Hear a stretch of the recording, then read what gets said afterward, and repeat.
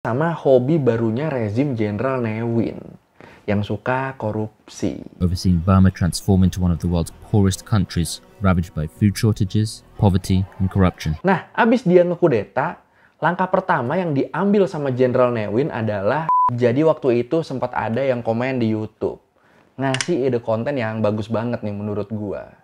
Ide buat bahas diktator-diktator di Asia Tenggara. Gimana? Mantep ya idenya ya? Lumayan kan nih bisa jadi satu seri sendiri kan? Ada 9 orang nih yang bisa dibahas. 9 kan ya? 9 dong. Masih mau hidup gue nih. Enaknya kita mulai dari diktator negara mana ya? Dari Myanmar kali ya? Tapi sebelum mulai, sekali lagi nih gue mau ngingetin, buat lo yang butuh minuman kayak vitamin C dan berguna buat kulit lu, bagus buat kulit lu, jangan lupa Cele Kolagen. Ini pokoknya nih tersedia di seluruh Indomaret di seluruh Indonesia. Lu tinggal nyari aja tuh di Indomaret yang paling dekat sama rumah lu. Terus nih, kalau lu beli 6 jele langsung, lu bakal dapet pouch keren kayak gini. Mantap banget kan pouchnya kan? Kalau lu udah habisin semuanya, ini bisa lu pakai nyimpan yang lain. Pokoknya bakal berguna banget lah. Jele kolagen, aloy mat. Ya udah kalau gitu, ayo langsung aja kita bahas kejamnya Ne Win dan sejarah kediktatoran junta militer di Myanmar di Learning by Googling. Ne Win ini sebenarnya bukan nama aslinya si diktator ini ya. Nama aslinya tuh Shu Maung. Nggak banyak informasi soal kehidupan awal dia. Bahkan, tanggal lahir Shu Maung sendiri tuh ada beberapa versi. Ada yang nyebut dia lahir di tahun 1910, tapi ada juga yang nyebut kalau dia ini lahir di tahun 1911. Informasi paling awal yang diketahui tentang Shu Maung ini adalah dia dulunya merupakan mahasiswa di Rangon University, jurusan biologi angkatan 1929. Dan motivasi Shu Maung masuk jurusan biologi adalah biar dia bisa jadi dokter. Tapi sayangnya di tahun 1931, Shu Maung nggak bisa ngelanjutin studinya lagi karena dia nggak lulus ujian. Nah, setelah dia gagal nyelesain studinya, keprihatinan dia ngelihat kondisi bangsa Myanmar yang menderita dijajah Inggris, bikin Shu Maung gabung ke organisasi Dobama Asia Yone atau We Burmans Association. Organisasi apa tuh? Organisasi ini awalnya tuh merupakan kelompok mahasiswa radikal yang nentang penjajahan Inggris. Mereka bahkan sempat ngusir profesor-profesor mereka yang orang Inggris. Dan mereka juga bikin berbagai aksi protes yang dikenal sebagai pergerakan Takins. Kalau menurut Britannica, Takins ini tuh artinya master. Julukan yang awalnya wajib digunain orang-orang Burma, wajib digunain orang-orang Myanmar, buat manggil penjajah Inggris. Nah, di organisasi ini bedanya, para mahasiswa ini kemudian ngasih sebutan Takins atau master ini ke orang yang mereka anggap penting di organisasi. Termasuk yang dapat julukan ini tuh Shu Maung. Terus di tahun 1941, waktu Jepang ngedudukin Burma, dengan dalih mau ngebantu mereka lepas dari penjajahan Inggris, Shu Maung ini jadi salah satu anggota 30 Comrades. Apa tuh? 30 Comrades ini adalah 30 anak muda Burma yang dipilih buat dapat pelatihan khusus dari militer Jepang. Nah, pimpinan dari 30 Comrades ini adalah Aung San, bokapnya Aung San Suu Kyi. Mulai nyambung ya di sini ya. Kalau menurut Your Dictionary, Aung San ini juga lah yang nunjuk Shu Maung buat jadi bagian dari 30 Comrades. Dan nantinya, 30 Comrades ini juga yang jadi cikal bakal dibentuknya Burma Independence Army, yang terus berubah jadi Tentara Nasional Burma, Tentara Nasionalnya Myanmar. The demand of our people is complete independence. And before that independence comes, through a constituent assembly elected by the nationals of Burma, we want to have an interim national government with full authority. Balik ke Shu Maung, masih menurut Your Dictionary, di pelatihan militer inilah Shu Maung mulai pakai nama alias Ne Win, yang artinya kurang lebih tuh matahari yang bersinar terang. Dan ya udah, mulai tuh dari situ semua orang manggil dia dengan sebutan Ne Win. Dan dalam perkembangannya, Ne Win akhirnya jadi komandan pasukan. Setelah komandan sebelumnya, Aung San, diangkat jadi Menteri Pertahanan Pemerintah Kemerdekaan Burma. Nah, setelah jadi komandan, Ne Win ini mulai aktif ngebantu kelompok-kelompok perlawanan yang nolak invasi Jepang. Nah, setelah Myanmar merdeka di tahun 1948, waktu itu namanya masih Burma ya, setelah itu, kondisi politik dalam negeri yang nggak stabil malah munculin konflik berkepanjangan di sana.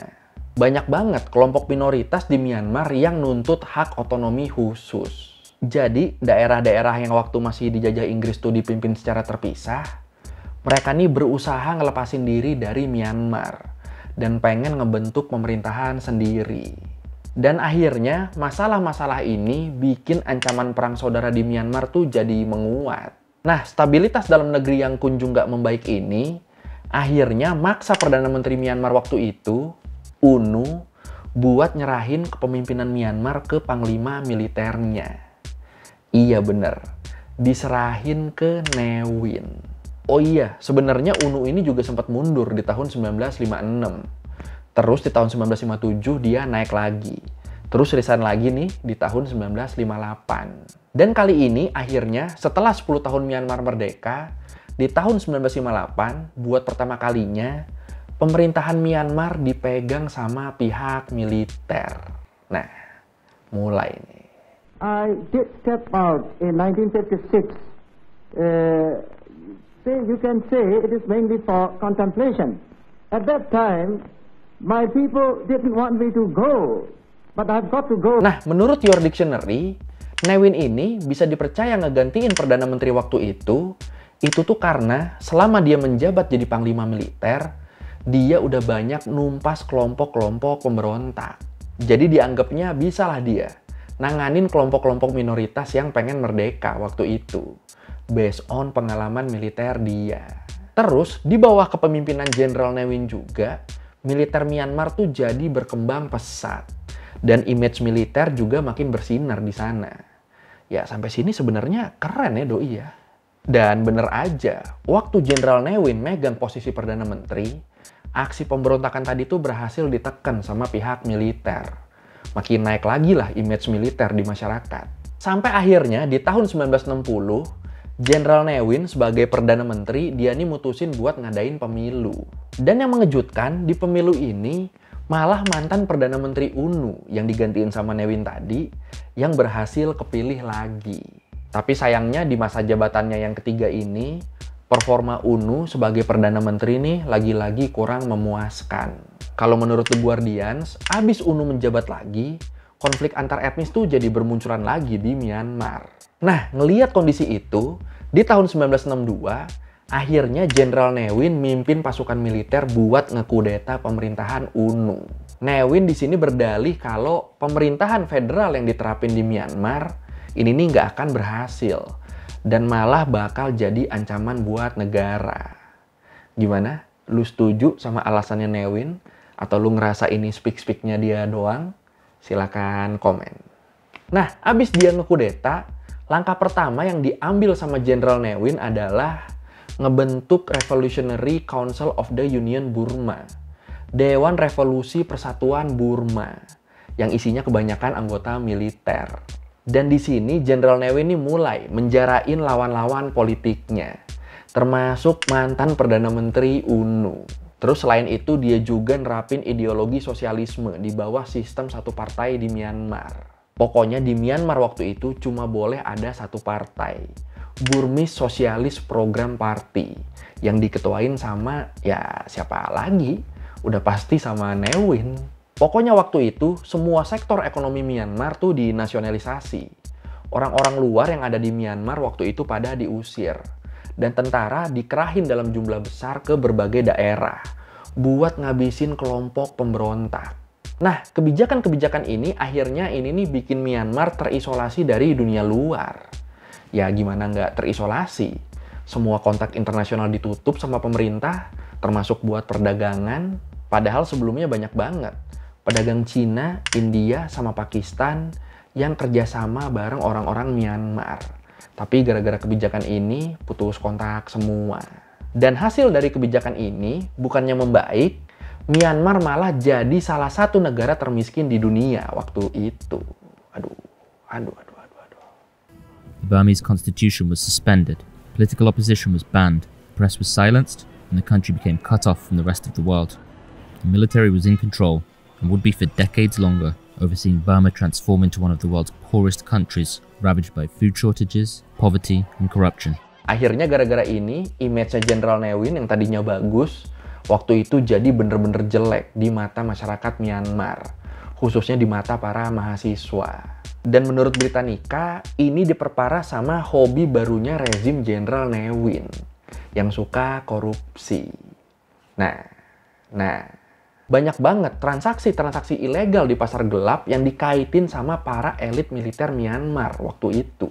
Dan yang lebih parah lagi nih, Myanmar yang dulunya jadi salah satu pengekspor beras terbesar di dunia, di rezim Ne Win, mereka malah ngalamin krisis pangan. Dan dari sini akhirnya para mahasiswa yang nolak rezim diktator Ne Win ini pun jadi sering ngegelar aksi protes. Dan pastinya aksi protes mereka ini selalu dihadang kekuatan militer penuh di bawah komando langsung Jenderal Ne Win. Gila. Contoh deh nih, salah satu peristiwa yang ngegambarin gimana kejamnya pemerintahan Ne Win ke para pengkritiknya. Dan ini terjadi di Rangon University, di bekas alma maternya Jenderal Ne Win. Ya walaupun dia nggak lulus kan tadi kan ya. Kalau menurut The Irrawaddy, di tanggal 7 Juli 1962, sekitar 4 bulan setelah kudeta yang dilakukan Jenderal Ne Win, para mahasiswa waktu itu yang tergabung di Rangon University Student Union ngegelar aksi protes. Nah, nggak lama aksi protes berlangsung, polisi mulai datang dan nangkepin beberapa mahasiswa yang ikutan aksi itu. Itu siangnya, pas aksinya baru mulai. Sorenya yang datang udah bukan polisi lagi. Sekarang yang datang nih tentara, datang buat ngebubarin aksi itu. Dan ya udah, perang deh tuh. Menurut laporan, tercatat seenggaknya ada 20 mahasiswa yang tewas di sini. Terus ada 86 orang yang luka-luka gara-gara pembubaran ini. Bahkan nih di pembubaran ini, gedung mahasiswa yang jadi pusat aksi tadi, itu tuh langsung diledakin sama pihak militer. Padahal kalau lu mau tahu, gedung ini tuh adalah salah satu tempat yang jadi saksi perjuangan para pelajar Burma waktu ngelawan penjajah Inggris. Nggak peduli militer, diledakin sama mereka.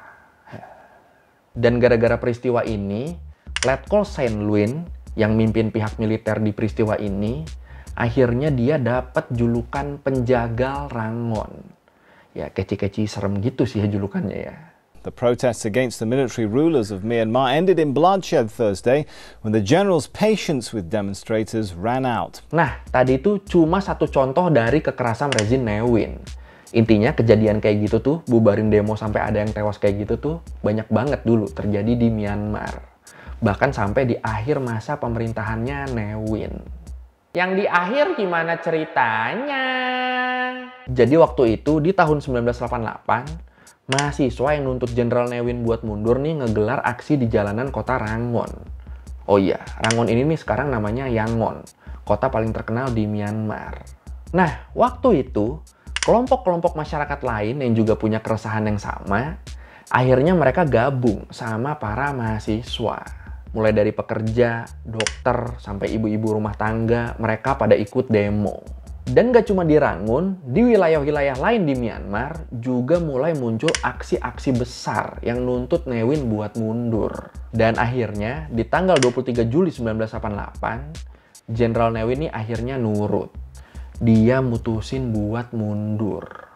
Kelar dong masalah. Sayangnya enggak. Jadi sebelum mundur, Ne Win ini nunjuk Saint Louis, si penjagal Rangun tadi, sebagai pengganti dia. Oke. Dan yang bikin tensi makin naik, di pidato pengunduran dirinya, Ne Win juga bilang, ketika para tentara menembak, tembakannya ditujukan untuk mengenai kalian. Tentara tidak akan menembak ke langit seperti polisi. Dan ya udah, makin ngamuklah masyarakat di sini. Mereka yakin pengunduran ini nih cuma akal-akalan Ne Win aja. Sok-sokan mundur, padahal yang ngendaliin pemerintah dari belakang ya tetap dia. Jadi setelah Ne Win mundur, aksi-aksi yang ada nih malah makin gede. Dan aksi-aksi ini akhirnya dikenal dengan nama 8888 Uprising. Karena aksi utamanya kan dimulai di tanggal 8 Agustus 1988. Iya, ternyata nggak cuma kita aja yang suka demo pakai angka-angka cantik. Ada temennya kita. စစ်တပ်ဆိုတာပြည့်ရင်မှန်အောင်ပြည့်တယ်မိုးပေါ်ထောင်ပြီး6ထပ်မပါဘူးအဲ့တော့နောင်ကိုစူးစူးပူပူလုံးမယ်ဆိုရင်တော့တက်ကိုသုံးလို့ရှိရင်တော့အဲ့ဒါဆူတဲ့လူတွေမတက်တာဘူးသာမှတ်ပြီးတော့ Singkat cerita, pecahlah kerusuhan antara mahasiswa bareng para demonstran ngelawan militer dan polisi. Dan di sini kelihatan kalau ancaman Newin di pidato pengunduran diri dia tadi tuh beneran serius. Pasukan militer beneran nembakin para demonstran. Bener-bener nggak nahan diri mereka. Tapi hebatnya di sini para demonstran nih nggak jiper. Mereka ngebales serangan pihak militer pakai lemparan batu, pisau, bahkan ada yang pakai sumpit beracun sama bom molotov. Kebayang anjir ya. Kalau menurut di ASEAN Post, diperkirakan ada sekitar 3.000 demonstran yang jadi korban tewas sepanjang 88 Uprising ini.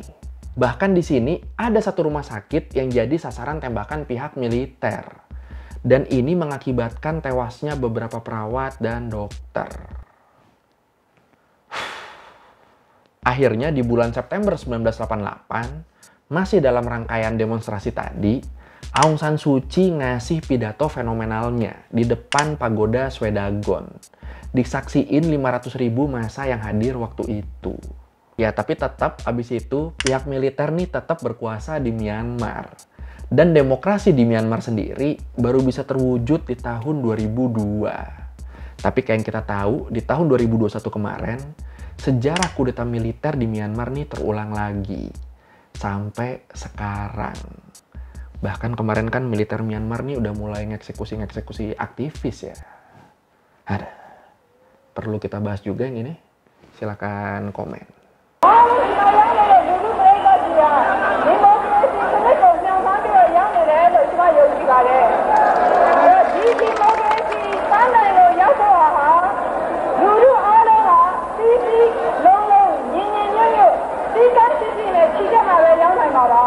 Oke, sekian Rene Guling kali ini tentang Newin, diktator legendarisnya Myanmar, yang pidato ngundurin diri tapi malah ngancem rakyatnya. Sakit nih orang, gila. Kalau lo mau revisi kali gue udah salah, atau lo mau nanya, atau lo mau nambahin yang ada di video, bisa lo tulis di komen, kita diskusi di situ kayak biasa. Sekali lagi, thank you udah nonton, jangan lupa like, comment, subscribe. Bye.